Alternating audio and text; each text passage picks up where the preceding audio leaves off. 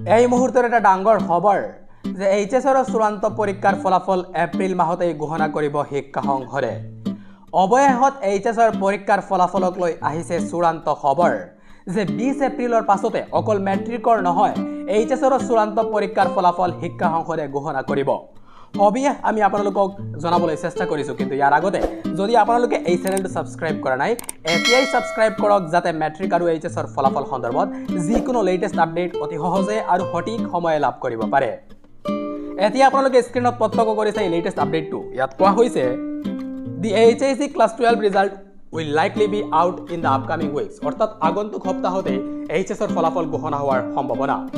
তাৰ পাছতে কোৱা হৈছে as per the latest updates HS final answer sheet evaluation are being done by the HSC, অৰ্থাৎ নতুন খবৰ অনুসৰি এইচএছৰ উত্তৰপহী মূল্যায়ন প্ৰক্ৰিয়া ইতিমধ্যে শিক্ষা সংঘৰে সম্পন্ন কৰিছে।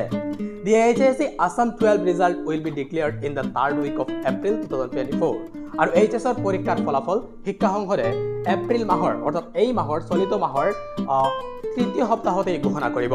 ইয়াৰ পাছতে কোৱা হৈছে ইম্পৰ্টেণ্ট কথা যে as per official reports HSC will release the HS second year result date PDF notice before the result, অৰ্থাৎ শিক্ষা সংঘৰে এইচএছৰ ফলাফল ঘোষণা হোৱাৰ আগতে এই ফলাফলৰ তাৰিখৰ যেটো নোটিছ এই নোটিছটো PDF আকাৰে প্ৰকাশ কৰিব।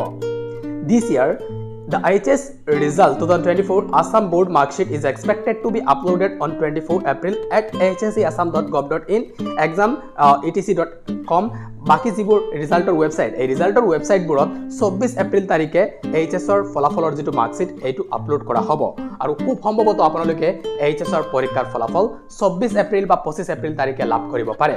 তো আপোনালোকে এই খবৰটো সকলোকে শেয়াৰ কৰি দিব। এইটো হৈছে লেটেষ্ট আপডেট, আৰু এই খবৰটো এইচএছৰ ফলাফল প্ৰকাশ কৰা এটা ৱেবসাইট ৰিজাল্টৰ শিক্ষা এই ৱেবসাইটটোত প্ৰথমতে প্ৰকাশিত হৈছিল। আমি আপোনালোকক এই খবৰটো ৰিজাল্টৰ শিক্ষাত এবাৰ দেখুৱাই ল'ব বিচাৰিছো।